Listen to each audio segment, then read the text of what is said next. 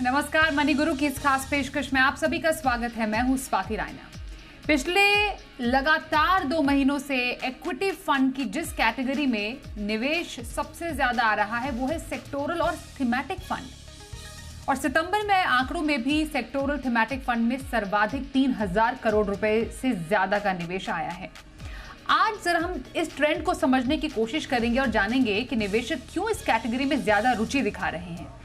क्या हो सेक्टोरल और थीमेटिक जैसी जोखिम भरी कैटेगरी में निवेश की सही रणनीति, कैसे पहचाने निवेश के लिए सही सेक्टर और थीम, इसी पर करने वाले हैं हम खास चर्चा। हमारे साथ है 2 experts, Hemant Rustagi CEO Wise Invest और Vishwajeet Parashar mutual fund expert. Hemant ji, Vishwajeet ji, दोनों का बहुत स्वागत करते हैं मनी गुरु के आज के इस खास कार्यक्रम में। और काफी इंटरेस्टिंग म्यूचुअल फंड के डेटा हमने देखे इस बार, और एक बार फिर से SIP के नंबर तो बहुत उत्साहवर्धक आए हैं, ऑल टाइम हाई पर आए हैं। लेकिन समझना ज़रूरी है कि जो लोग हैं निवेश कर कहाँ रहे हैं, निवेशकों की रुचि कहाँ है।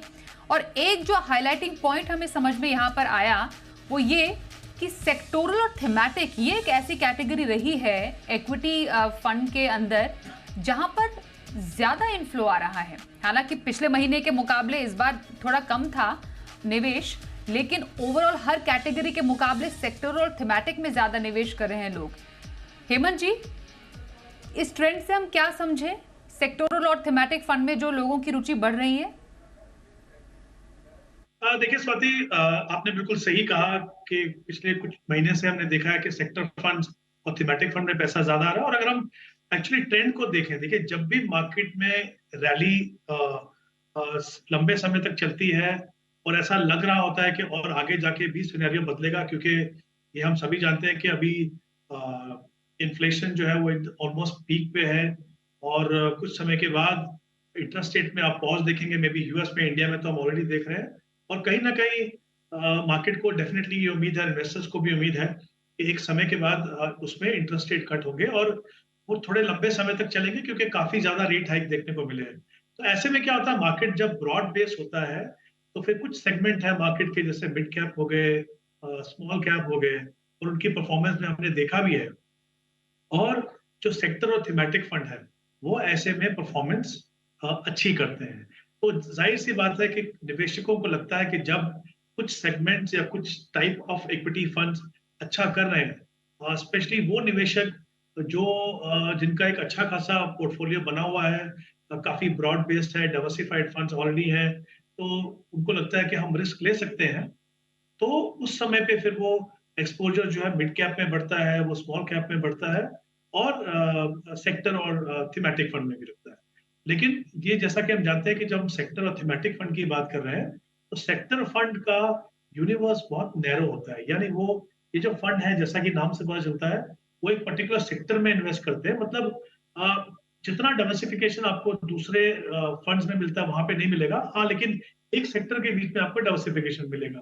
अगर हम थीमेटिक फंड्स की बात करें तो एक थीम है जो अक्रॉस सेक्टर्स हो सकता है, अक्रॉस मार्केट सेगमेंट हो सकता है। तो वो सेक्टर फंड से थोड़ा ज्यादा ब्रॉड बेस्ड है, बट जो नॉर्मल डाइवर्सिफाइड फंड है उससे थोड़ा कंसंट्रेटेड है। तो ये ऑब्वियसली एक ऐसी कैटेगरी है जो हाई रिस्क हाई रिवॉर्ड की कैटेगरी है। और डेफिनेटली देखिए, जब इकोनॉमी अच्छा करने की उम्मीद हो, मार्केट अच्छा कर रही हो, तो ऐसे कुछ सेक्टर हमेशा रहेंगे और ऐसे कुछ थीम रहेंगे जहां पे अपॉर्चुनिटीज मिलेंगी आपको। तो मैं ये नहीं कहूंगा कि उनमें इन्वेस्ट करना जो भी कर रहे हैं वो गलत कर रहे हैं। अपॉर्चुनिटीज हैं। अगर आप ऐसे निवेशक हैं, आप समझते हैं आप कितना इन्वेस्ट कर रहे हैं, क्यों इन्वेस्ट कर रहे हैं, तो डेफिनेटली एक स्टेज के बाद ये आपके पोर्टफोलियो में एक अच्छा एडिशन हो सकता है, प्रोवाइडेड आप उसको सही प्रोपोर्शन में लें। और आई थिंक वही ट्रेंड हमको यहाँ पे देखने को मिलता है बिल्कुल। तो विश्वजीत जी, एक ओवरऑल जो हम एक निवेशक की रुचि, रुझान या फिर ट्रेंड समझें, वो चाहते हैं कि मार्केट की तेजी का ज्यादा से ज्यादा फायदा उठाएं, हाई रिस्क हाई रिटर्न वाले कैटेगरीज में भी निवेश करने का मौका इस वक्त निवेशक तलाश रहे हैं। और यही वजह है कि पिछले 2 महीनों से लगातार हमने सेक्टोरल और थीमेटिक फंड्स में ज्यादा इन्फ्लोज आते हुए देखे हैं।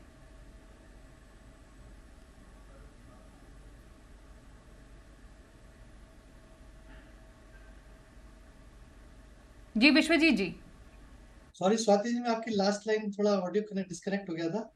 एक बार आप थोड़ा सा रिपीट करेंगे प्लीज। हाँ, मैं यही समझना चाह रही हूँ कि जो ट्रेंड है, मतलब जो निवेशक है वो ज्यादा रिस्क, ज्यादा रिटर्न वाले जो निवेश विकल्प है उनमें ज्यादा रुचि दिखा रहे हैं। पिछले 2 महीने के ट्रेंड से अगर समझे, स्मॉल कैप और मिड कैप में एक अच्छी रैली तो हमने देखी ही है, लेकिन सेक्टोरल और थीमेटिक में भी ज्यादा निवेश आना, मतलब मार्केट की तेजी का एक अच्छा फायदा निवेशक उठाना चाहता है, लेकिन इसमें जोखिम भी है। जी बिल्कुल स्वाति जी, अगर हम देखें म्यूचुअल फंड कैटेगरी में तो हाईएस्ट रिस्क जो है वो थीमेटिक और सेक्टोरल फंड्स में है। जैसा अभी हेमंत जी बता रहे थे, सेक्टर में अगर एक सेक्टर फंड में कोई निवेशक इन्वेस्ट करता है तो उसकी एक लिमिटेशन है, वो उसी सेक्टर में, उसी सेक्टर के स्टॉक्स में निवेश कर रहा है। थीम जो है, थीमेटिक जो फंड्स आते हैं, वो भी एक हाई रिस्क ऑप्शन है, क्योंकि कभी कभार ऐसा होता है कि वो थीम वर्क नहीं करती है या कुछ ज्यादा लंबा समय लेती है, उस थीम को प्ले होने में टाइम लग जाता है। तो मेरे हिसाब से जो निवेशक पहली बार निवेश कर रहे हैं उनको ऐसे फंड से बचना चाहिए, क्योंकि ये हाईएस्ट रिस्क कैटेगरी है। मार्केट में एक अच्छा सेंटिमेंट्स है, तो नेचुरली स्मॉल कैप के बाद व्हाट नेक्स्ट, तो लोग सोचते हैं कि कुछ थीम्स और सेक्टर फंड्स में जो उनको लगता है कि बहुत बुलिश है, जिनमें लगता है कि ग्रोथ काफी अच्छी आएगी और यहाँ पे आउटस्टैंडिंग रिटर्न्स बन सकते हैं नॉर्मल फंड से भी ज्यादा, तो लोग ये सोचते हैं कि ऐसी थीम्स में क्यों ना निवेश किया जाए, क्योंकि इंडिया एक ग्रोथ स्टोरी है और बहुत सारे सेक्टर्स और थीम्स इस पे चल रहे हैं। तो मेरे ख्याल में थोड़ा सा डाइवर्सिफिकेशन करने की कोशिश की जाती है और ये हाई रिस्क इन्वेस्टर्स के लिए बहुत सूटेबल है। बिल्कुल। सेक्टर निवेश, सेक्टोरल निवेश के जब हम हेमंत जी बात करते हैं तो कैसे सेक्टर्स हैं जहां पर म्यूचुअल फंड का प्राइमरीली निवेश रहता है, जिसके थ्रू जो निवेशक है वो जा सकते हैं? क्योंकि हमें ये भी मालूम है कि अलग अलग जो म्यूचुअल फंड्स हैं उनमें अलग अलग सेक्टर्स का एक्सपोजर होता है, फिर एक स्पेसिफिक सेक्टोरल फंड्स भी होते हैं जिनमें एक पर्टिकुलर सेक्टर का निवेश होता है। तो आपकी नज़र में वो सही तरीका क्या है? क्योंकि अगर एक एक्टिव फंड लिया, उसके पूरे कॉम्पोजिशन जानना और समझना कि इस म्यूचुअल फंड ने कहाँ कहाँ पर और किस सेक्टर में निवेश किया है, वो क्या आपको लगता है ज़्यादा एक टीडियस काम हो सकता है एक निवेशक के लिए, रादर वो एक सेक्टर ही पकड़ ले और वहां पर निवेश कर ले? तो दोनों जो तरीके हैं एक सेक्टर में निवेश करने के, उस पर आपकी क्या राय होगी? देखिए स्वाति, यहाँ पे 2-3 इंपॉर्टेंट एस्पेक्ट्स हैं। एक तो क्या होता है कि जैसे हमने कहा कि बहुत डिफरेंट कैटेगरीज हैं इक्विटी में इन्वेस्ट करने के लिए, और यहाँ पे सेक्टर थीमेटिक भी एक इम्पॉर्टेंट कैटेगरी है। देखिए, जो आम निवेशक होते हैं, जब आप एक डाइवर्सिफाइड फंड में इन्वेस्ट करते हैं, चाहे वो large and mid cap fund हो या फ्लेक्सी कैप फंड हो या मल्टी कैप फंड हो, तो डिफरेंट सेगमेंट और डिफरेंट सेक्टर्स में आपका पैसा लगता है वहां पे। और जाहिर सी बात है कि एज ए कॉमन इन्वेस्टर आपको ये समझने की जरूरत है कि अगर आपका फंड कंसिस्टेंटली अच्छा कर रहा है, मैं ये नहीं कह रहा कि आपके फंड हमेशा टॉप परफॉर्मिंग फंड होंगे, क्योंकि हर क्वार्टर में वो टॉप परफॉर्मिंग फंड चेंज होंगे। जब तक अपने पीयर ग्रुप की कैटेगरी से आपका फंड अच्छा कर रहा है, तो इसका मतलब ये है कि फंड मैनेजर ने अच्छा काम किया है। इसका मतलब ये भी है कि जहां जहां सेक्टर में पोटेंशियल है, फंड मैनेजर ने आपका पैसा वहां पे लगाया है। तो मुझे लगता है एक कॉमन इन्वेस्टर के लिए यही कारण है कि हम हमेशा कहते हैं कि आप सेक्टर फंड वगैरह से दूर रहिए, क्योंकि वहां पे क्या होता है, देखिए साइकिल्स रहती हैं, राइट। एंट्री एग्जिट पॉइंट बहुत ही इंपॉर्टेंट है, राइट। कभी कभी परफॉर्मेंस काफी इरेटिक रह सकती है। जैसा मैंने पहले कहा, इन्वेस्टमेंट यूनिवर्स बहुत छोटा रहता है, तो वो रिस्की भी रहता है। तो अगर आप एक ऐसे फंड में है या ऐसे फंड्स में है आप जहां पे आपको कंसिस्टेंटली अच्छी परफॉर्मेंस कर रही है, आपको सेक्टर थीमेटिक फंड को नहीं देखना है। लेकिन अगर आप ऐसे निवेशक हैं, आप जानते हैं कि आप रिस्क ले सकते हैं, राइट। मैं आपको एक एग्जांपल देता हूं, जैसे सेक्टर फंड में अगर आप एक हार्डकोर स्टॉक इन्वेस्टर भी हैं, अगर आपको एक सेक्टर अच्छा लगता है, तो कितने स्टॉक रखेंगे अपने पोर्टफोलियो में, राइट। तो आप चाहते हैं कि ओवरऑल जो सेक्टर है उसका भी फायदा मुझे मिले, तो फिर आप अपने स्टॉक्स पोर्टफोलियो के साथ एक सेक्टर फंड को लगा सकते हैं। मान लीजिए आपको फार्मा सेक्टर पसंद है, तो 2-3 स्टॉक आपने डायरेक्टली डाल दिया और एक फार्मा फंड ले लिया, तो आपको सेक्टर का भी मिलेगा। तो उसके बेनिफिट्स डेफिनेटली हैं। कॉमन इन्वेस्टर के लिए मैं नहीं कहूंगा, जानकार इन्वेस्टर जिनकी रिस्क प्रोफाइल है उनको डेफिनेटली वो देख सकते हैं, लेकिन हमेशा सेक्टर फंड में एक्सपोजर लेने से पहले अपने ओवरऑल पोर्टफोलियो में देख लीजिए कि जिस सेक्टर में आप इन्वेस्ट कर रहे हैं उसका ऑलरेडी एक्सपोजर आपके पास कितना है। क्या उस सेक्टर में इतना पोटेंशियल है कि आप इन एडिशन टू आपके एग्जिस्टिंग पोर्टफोलियो में और पैसा उसमें लगाएं। तो कुछ चीजों का डेफिनेटली ध्यान रखना है, इवन इफ आपका रिस्क प्रोफाइल आपको अलाउ करता है। बिल्कुल।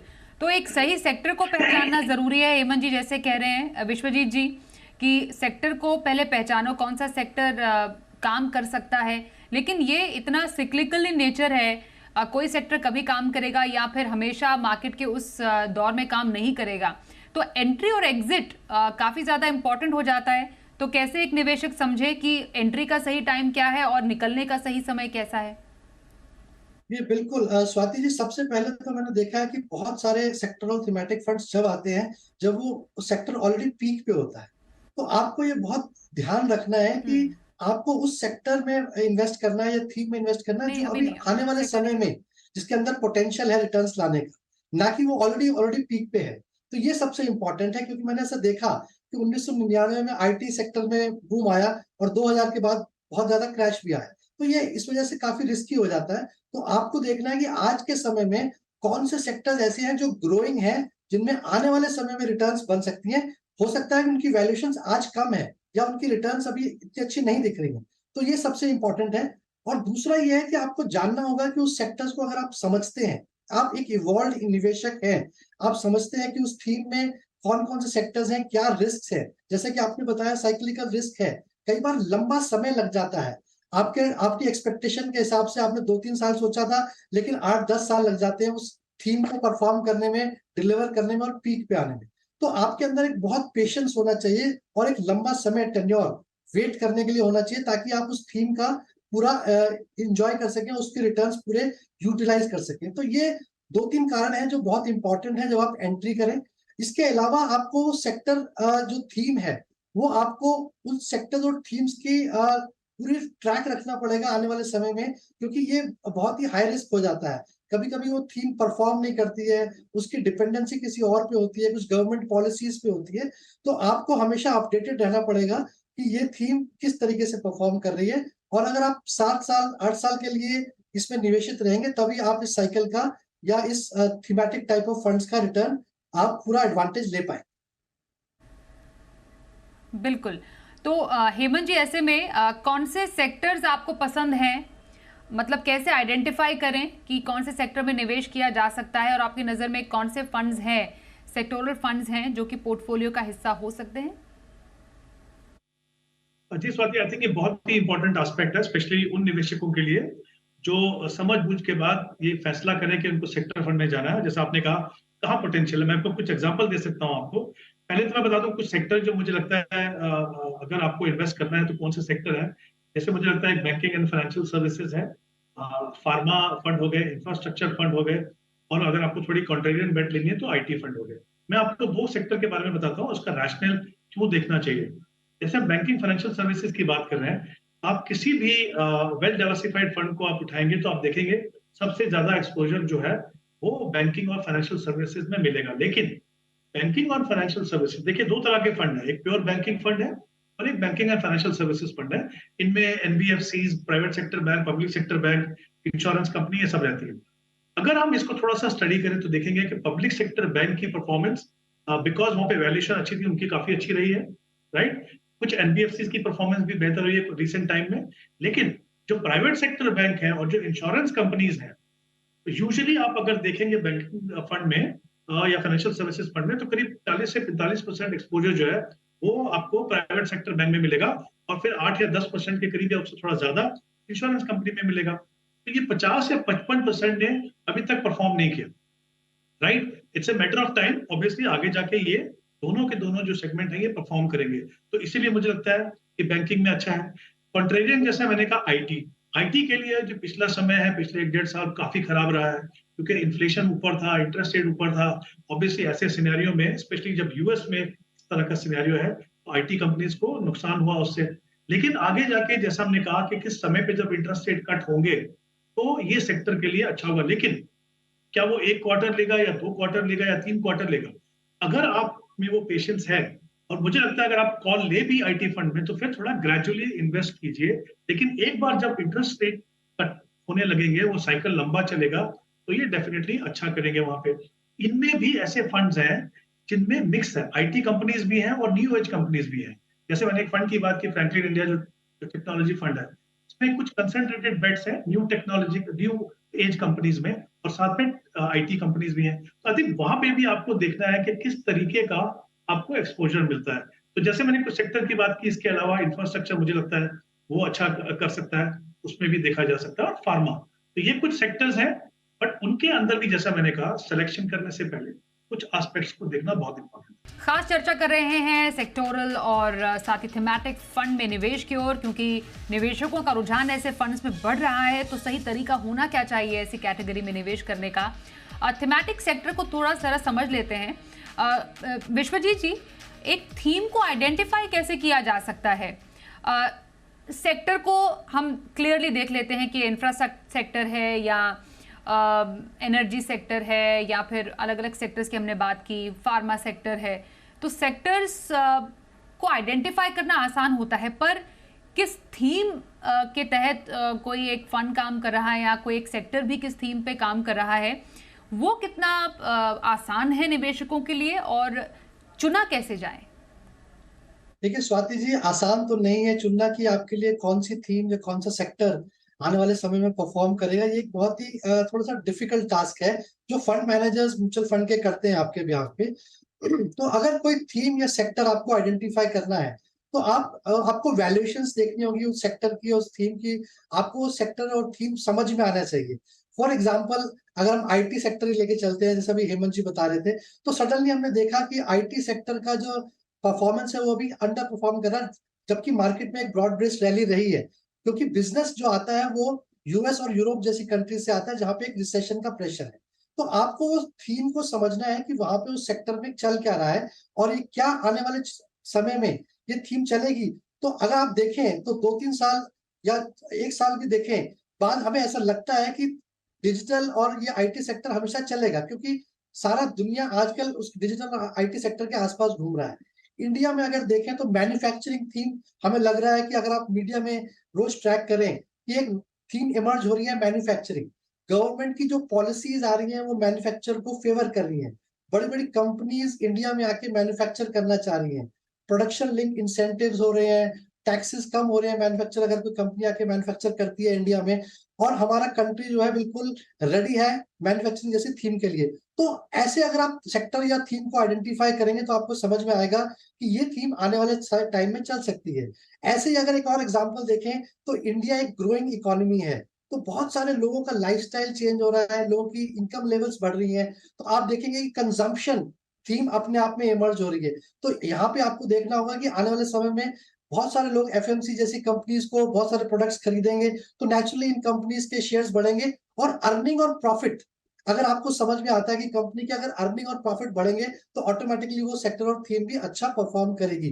तो इसी तरीके से अगर हम देखें, डिफेंस जैसे एक थीम है, आज बहुत तेजी से इंडिया में डिफेंस को लेके बहुत अच्छे आत्मनिर्भर हम बन रहे हैं। अब सारे प्रोडक्ट्स हम इंडिया में बना रहे हैं, तो बहुत सडनली देखेंगे ये स्टॉक्स एकदम से चढ़ रहे हैं।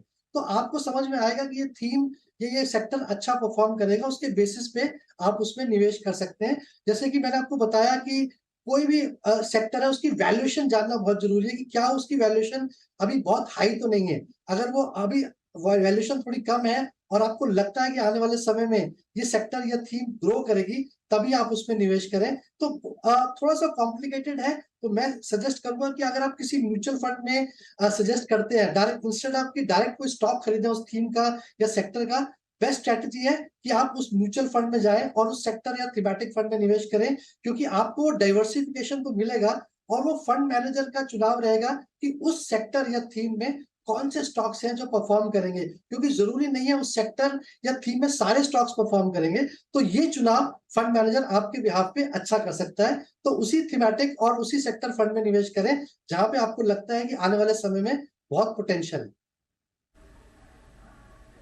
और ये जो एक थीमेटिक फंड में निवेश करने की अवधि रहनी चाहिए, हेमंत जी, कितना रहना चाहिए? कैसे गोल्स के लिए एक थीमेटिक फंड काम कर सकता है? कितना एक होराइजन एक थीमेटिक फंड को है, कितना टाइम बेसिकली एक पोर्टफोलियो में एक थीमेटिक फंड को देना चाहिए? क्योंकि कई बार लोगों को लगता है कि ये थीम तो काम नहीं करी, जब हमने लिया था तो कितना अच्छा रिटर्न मिल रहा था, या ये सेक्टर काम नहीं कर रहा है। तो स्पेशली एक थीमेटिक फंड का एक आइडियल टाइम होराइजन एक पोर्टफोलियो में कितना होना चाहिए, और कितना परसेंटेज एक पोर्टफोलियो का दिया जाए थीमेटिक फंड को? देखिए स्वाति, दोनों के दोनों बहुत इंपॉर्टेंट सवाल हैं। तो पहले मैं एड्रेस करता हूँ, आपने कहा कितना एक्सपोजर होना चाहिए। देखिए, इन्वेस्टमेंट के अंदर हमेशा थंब रूल्स रहते हैं। जैसे हम हमेशा कहते हैं कि सेक्टर और थीमेटिक फंड में 10 से 15% से ज्यादा एक्सपोजर नहीं होना चाहिए। बट मेरा ये तो ठीक है, बट मुझे लगता है हमेशा आपकी अपनी पर्सनल सिचुएशन है, आपकी अपना रिस्क प्रोफाइल है, आपका पोर्टफोलियो कैसा है, उसके ऊपर वो डिपेंड करेगा। बट जाहिर सी बात है, क्योंकि ये एक एग्रेसिव स्ट्रेटेजी रहेगी, सेक्टर चाहे आप थीमेटिक में जाएं, आप सेक्टर में जाएं, तो आपको थोड़ा केयरफुल रहना पड़ेगा कि आपके पोर्टफोलियो का ओवरऑल बहुत ज्यादा परसेंटेज उसके अंदर ना हो। तो ये तो हो गया कितना एलोकेशन आपको करना है, कितने समय के लिए करना है। देखिए, सबसे ट्रिकी चीज, सबसे जो कठिन चीज है फैसला लेने के लिए, अपार्ट फ्रॉम द फैक्ट कि आपको ये देखना है कौन सा थीम चलेगा, कौन सा सेक्टर चलेगा, वो यही है, जैसे मैंने पहले भी कहा, कि एक थीम जो है वो अक्रॉस सेक्टर्स है, अक्रॉस मार्केट सेगमेंट्स है। तो ये थीम में कितना लंबा पोटेंशियल है और उसका आपका एंट्री पॉइंट कहाँ है, वो थीम जो चल रहा है उसके किस स्टेज पे आप उसके अंदर एंटर करते हैं और कितना समय उसको बचा है। जैसे हम अभी बात कर रहे थे कि मैन्युफैक्चरिंग में पीएलआई स्कीम है। मैन्युफैक्चरिंग एक ऐसा थीम लगता है जो आपको लगता है कि कुछ लंबे समय तक चलेगा, तो वहां पे आप थोड़ा अपने आप को समय दे सकते हैं। तो सबसे बड़ा जो चैलेंज है, जब आप थीमेटिक फंड में इन्वेस्ट करते हो या आप सेक्टर फंड में इन्वेस्ट करते हो, तो आपको ये डिसीजन लेना है कि एंट्री पॉइंट कब हो और एग्जिट पॉइंट कब हो। कभी कभी क्या होता है, सेक्टर अच्छा चला, थीम अच्छा चला, आपको परफॉर्मेंस मिली, लेकिन आप अगर वहीं पे इन्वेस्टेड रहे तो शायद जब तक आप बाहर निकले तो जो पूरे गेन आपको मिलने वाले थे वो यहाँ पे नहीं मिलेंगे। तो जब आप डिसीजन लेते हैं किसी भी थीम का, तो आपको पता है आप क्यों डिसीजन ले रहे हैं, तो आपको इस साथ में ये भी देखना है कि कितना लंबा पोटेंशियल है। देखिए, कोई भी टाइमिंग करना मुश्किल है, एंट्री हो चाहे एग्जिट हो, लेकिन एक ब्रॉड आइडिया आपको डेफिनेटली होना चाहिए कि ये साइकिल 2 साल चलेगी या 3 साल चलेगी, उसके हिसाब से आप डिसाइड करें। बट नॉर्मली मैं कह सकता हूं आपको कि सेक्टर और थीमेटिक फंड में यही एक ऐसा टाइम होराइजन है, ब्रॉडली 2-3 साल, उसमें आप पैसा बना सकते हैं और फिर आपको कहीं ना कहीं सोचना होगा कि उसमें कंटिन्यू करना है या एक्सपोजर कम करना है। बिल्कुल। और वेरी क्विकली हेमंत जी, आपकी नजर में कौन से थीमेटिक फंड है जो पोर्टफोलियो में शामिल किए जा सकते हैं? ऐसे तो काफी सारे थीम है, बट अगर मुझे जैसे अपॉर्चुनिटीज फंड जो होते हैं, अपॉर्चुनिटी फंड्स में जो थीम होते हैं, कोई फंड में काफी अच्छा आपको पोटेंशियल मिल सकता है। तो जैसे मैंने फंड की बात की है, ऐसे इंडिया अपॉर्चुनिटीज फंड, वो अच्छा है। और एक सेक्टर मुझे अच्छा लगता है, ट्रांसपोर्टेशन और लॉजिस्टिक्स सेक्टर, जो जो थीम है, क्योंकि उसमें अक्रॉस सेक्टर्स है, वो मुझे लगता है एक अच्छा स्पेस हो सकता है इन्वेस्ट करने के लिए, apart from of course manufacturing. Okay.